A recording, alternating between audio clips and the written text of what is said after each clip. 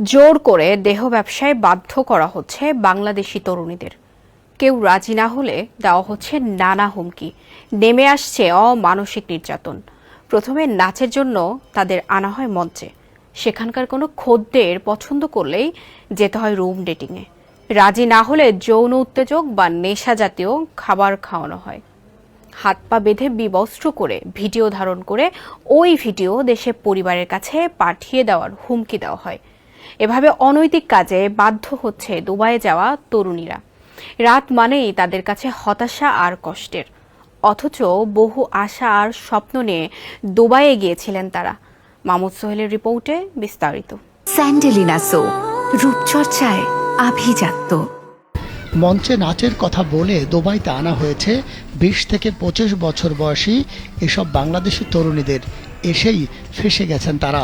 কেউ কেউ অতি লোভেও গিয়েছেন দুবাইতে, আটকা পড়েছেন অন্ধকার জগতে। শাকের করাতে পড়েছেন তারা, না পারছেন সইতে, না পারছেন দেশে ফিরতে। এই অন্ধকার জগতে হতাশাই এখন তাদের নিত্যসঙ্গী। প্রায় 1500 বাংলাদেশি তরুণী এখন দুবাইয়ের ধনীদের লালসার বস্তুতে পরিণত হয়েছে।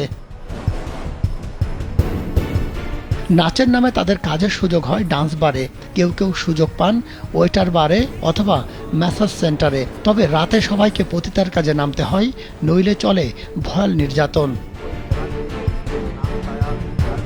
দুবাইয়ের ওয়েটার বারে কর্মরত এক তরুণী নাম প্রকাশ না করার শর্তে জানান, তাদেরকে বলা হয়েছিল দুবাইয়ে 3 মাস ব্যাপী একটি নাচের অনুষ্ঠান হবে, এজন্য 3 মাস সেখানে থাকতে হবে।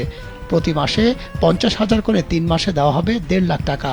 থাকা খাওয়া ফ্রি, অগ্রিম দেওয়া হয় 50,000 টাকা আর বিমানের টিকিট। দেশে ইন্টারভিউর সময় মেয়েদের ক্যামেরার সামনে নাচতে বলা হয়। সেই ভিডিও পাঠানো হয় দুবাইয়ে অবস্থিত হোটেল রেস্টুরেন্ট মালিকদের কাছে। পরে তারা ভিডিও দেখে মেয়েদের নির্বাচিত করেন।